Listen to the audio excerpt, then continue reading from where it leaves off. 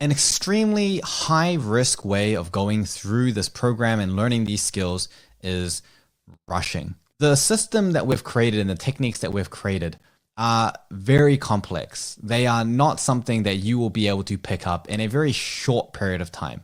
The techniques we teach you in the high yield phase and these fundamentals, they're relatively quick. You can pick them up in a matter of hours to days, or at most a couple of weeks of practice. The things in the growth phase, we have some of the highest achieving students in the world, top 0.001% students, ranking first, second, and third internationally.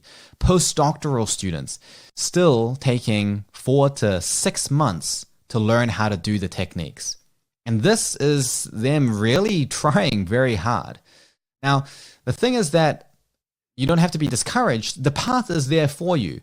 It's just that that path is difficult for everyone that walks down it. It was difficult for me trying to figure it out by myself. It took me several years and tens of thousands of hours and thousands of iterations and more mistakes than you can even count to figure it all out.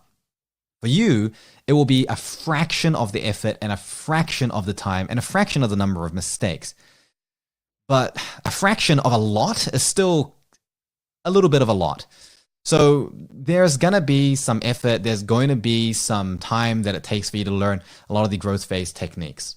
Throughout the course, there are lots of points where it says, don't do this too quickly, practice a certain amount, don't rush this. We have activities that we recommend that you do, certain amount of time that you should spend on a certain lesson. It's very clear as you go through the course. It's all laid out there for you. And ironically, there are a group of students that tend to ignore that advice. And this group of students are the rushers. And these rushers tend to have essentially the same problems. They're very predictable problems, actually. They will get through the course 2 to 3 months into the course. They'll submit something for feedback. And then while they submit for feedback, they'll be informed that their technique is frankly terrible. That they have reaped only maybe 5% of the benefit of the techniques. Usually these students are feeling very confident with their level of work. They're usually feeling, like they've learned a lot and they've got a high level of mastery. And there's a very strong relationship between the amount you know and how confident you are. And this has been demonstrated across multiple fields of research. The most famous version of this, which is called the Dunning-Kruger effect, which basically says that the less you know, the more confident you tend to be. But there's variations of this and other types of findings that essentially say the exact same thing, which is that when you don't have a lot of expertise, you think that you're really good at something. So the dangerous thing is that you wouldn't be aware of it. If you were the person that went through and rushed the course, you would genuinely not realize that you screwed up because you would not have the insight and knowledge to know enough that you had actually screwed up. So it's actually impossible to know unless someone else tells you. And that's usually what happens. 2 or 3 months in, someone will tell them. Now, at that point, you might think, well, they've gone through, they've got a big picture understanding of all the techniques in the course, blah, blah, blah. So now they can go through and start fixing that. That's not actually the case. It's kind of like if you had no instructions and someone said, build a house. And then you were like, okay, I'm just going to build a house. And you really quickly built this house. You just Googled some things, you watched some YouTube videos, and you built a house. And then in the building inspection, it fails the building inspection. And it says, your plumbing is terrible, your electric work is terrible, the walls are terrible, the paint is toxic, the walls aren't set up correctly, the roof is leaking, everything is non-compliant. You essentially need to pretty much rebuild this house. At that point, it would actually take more work and it's more confusing to realize where and how and why you made a mistake than it would have been to just literally do it properly the first time. And so for these students that rush through the course 2 or 3 months later, they actually end up having to spend maybe an additional 2 or 3 months literally just unlearning the things they learned incorrectly so that they have the opportunity to start from zero. Let me say that again. It takes them 2 or 3 extra months just to start all over again. Because your brain doesn't have a reset button. If you screw it up, we can't just be like, okay, that didn't work. Let's load it from the last save point and just try it again. It doesn't work that way. By that point, you'll have consumed more information. There are more variables. Instead of it being a cleaner canvas to work with, we now have multiple other variables that are making the picture more confusing. The reason you make a mistake is no longer very simple.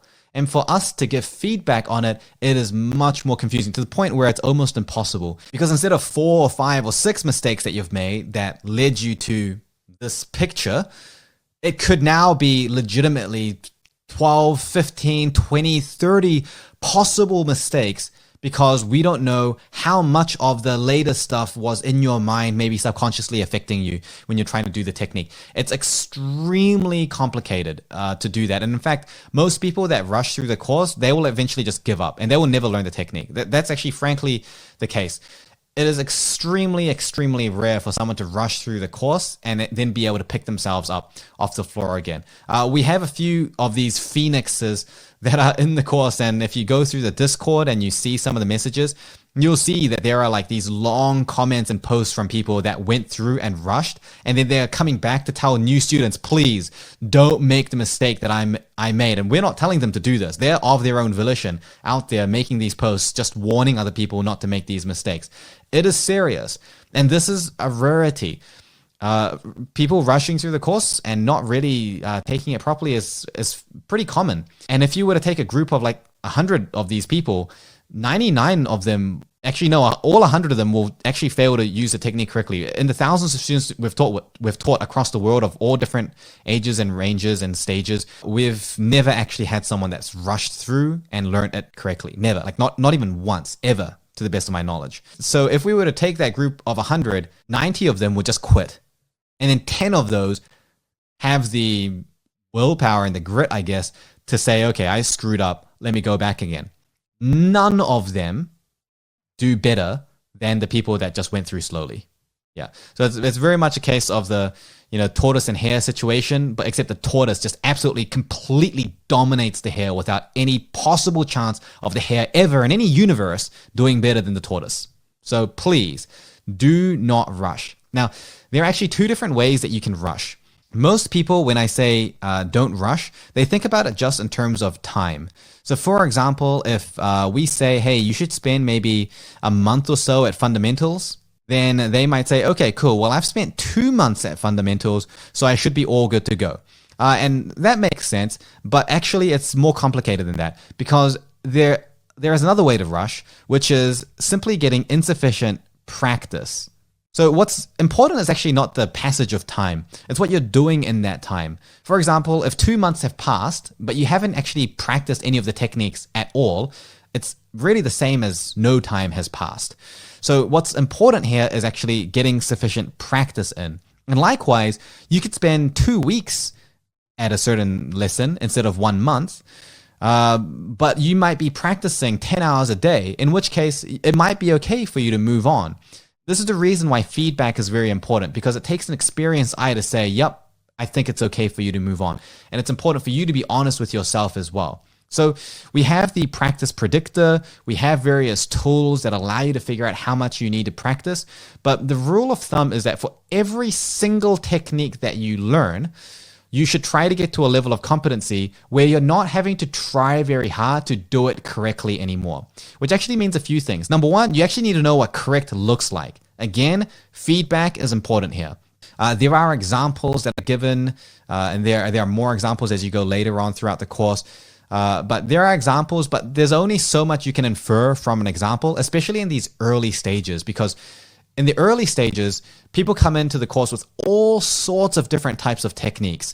And there are many, many different errors and misconceptions that people tend to have. Throughout the high yield phase, a lot of that stuff kind of gets squeezed out and fixed. So an example of someone moving in the right direction for one person might be completely different for someone moving in the right direction for another person. Yes, 2-3 months from now, they're going to look, more similar because they're applying the same fundamental principles. But at the beginning, we're just trying to get you closer and closer to a good point, which is why feedback is just much faster and more effective. than just having examples to look through. I mean, you'd have to look through hundreds of examples to get a good idea of whether what you're doing is correct or not.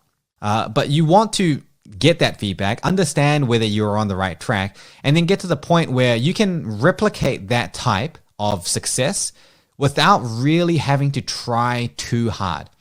Now, the thing is this, is that you need to do this for every single technique because learning is not a single isolated thing. It happens in systems. And so if you have one technique that you can use, and then you have another technique that you can use, when you do both techniques at the same time, it doesn't mean that you can actually straight away do it correctly. For each new technique that gets added on, each technique influences each other. So if you've got 3 techniques, they're all influencing each other. You could have 3 to 4 techniques that individually you can use each of these techniques with good accuracy. And when you try to do all 4 of them simultaneously, it can feel like learning to walk all over again.